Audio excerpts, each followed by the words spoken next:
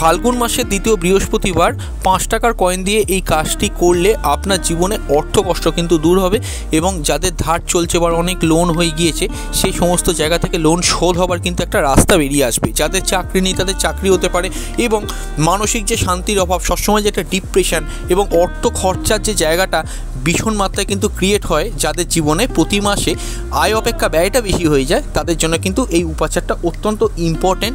পুরো বিষয়টাই জানাবো, 5 টাকার কয়েন দিয়ে কী করতে হবে এবং আরও কী কী জিনিস লাগবে।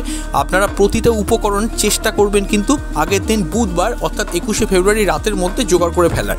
আমি খুব সহজ একটা জিনিস বলছি এবং এরই সঙ্গে মনে রাখবেন এই কাজটি করতে পারলে আপনার বৃহস্পতিও কিন্তু অনেকখানি আপনার সাপোর্টে চলে আসবে এবং বৃহস্পতির সাপোর্টে মানে নৈসর্গিক শুভগ্রহ যদি সাপোর্টে থাকে, আপনি একটা জিনিস জানবেন, আপনার জীবনে কিন্তু দুঃখ কষ্টের মধ্যেও কিন্তু আপনি কিছুটা হলেও শান্তি ফিরে পাবেন বা যাদের কন্ডিশন খুবই খারাপ চলছে তারা কিন্তু ভালো পজিশনে যেতে পারবেন।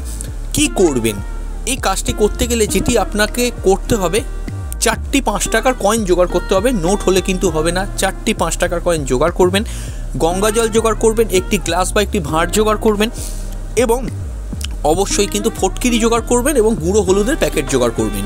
এই সমস্ত উপকরণগুলিকে বুধবার দিনই জোগাড় করে রাখবেন। বৃহস্পতিবার দিন 22শে ফেব্রুয়ারি ফাল্গুন মাসের দ্বিতীয় বৃহস্পতিবারে সকালবেলা স্নান করে উঠে শুদ্ধ বস্ত্রে আপনি গ্লাসের মধ্যে গঙ্গা জলটি ঢালবেন। তবে লক্ষ্য রাখবেন গঙ্গা জলের কিছুটা যেন বাইরে না পড়ে যায়।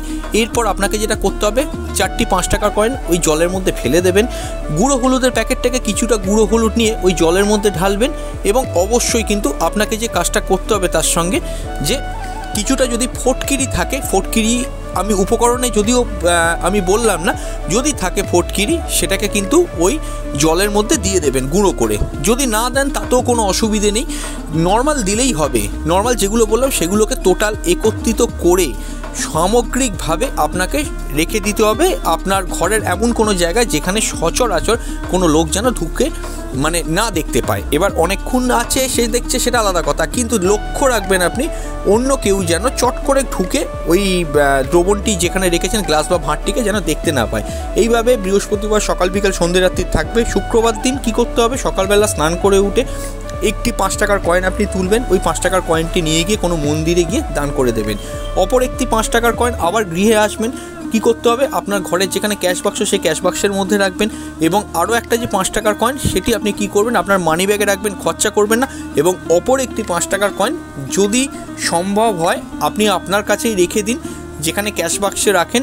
আর যদি সেটাও না করতে পারেন, গৃহের মধ্যে এমন একটা জায়গায় রাখুন যে 5 টাকার কয়েনটা যেন সচরাচর কেউ দেখতে না পায়। সেটা আলমারির মধ্যেও রাখতে পারেন। অবশ্য আলমারিতে যদি লকারের মধ্যে আগের 5 টাকার কয়েন ঢোকান সেখানে কিন্তু রাখবেন না। অন্য কোনো জায়গায় পারলে কোনো ভ্যানিটি ব্যাগ বা যে কোনো কিছুর মধ্যে আর একটা 5 টাকার কয়েন আপনি রেখে দিন। আর যদি সেটাও না পারেন, ওই 5 টাকার কয়েনটি গিয়ে কোনো জলাশয়ের মধ্যে ফেলে আসুন। সামান্য এই কাজটি অন্তত করুন, আপনি নিজেই দেখতে পাবেন অবশ্যই কিছুদিন পর থেকে আপনার ফিনান্সিয়ালি কিন্তু আপনার গ্রোথ হতে শুরু করবে এবং আপনি অনেক ভালো থাকতে পারবেন। ভিডিওটা কেমন লাগলো নিচে কমেন্ট বক্সে জানিয়ে যাবেন। যদি কিছু জিনিস বুঝতে অসুবিধা হয় সেটাও কিন্তু নিচের কমেন্ট বক্সে জানাবেন, আমরা সে অনুযায়ী কিন্তু রিপ্লাই করে দেবো। আজ বিদায় নিচ্ছি ট্রু সায়েন্টিফিক অ্যাস্ট্রোলজির পক্ষ থেকে। খুব তাড়াতাড়ি ফিরে আসবো নতুন এক ভিডিও নিয়ে। নমস্কার।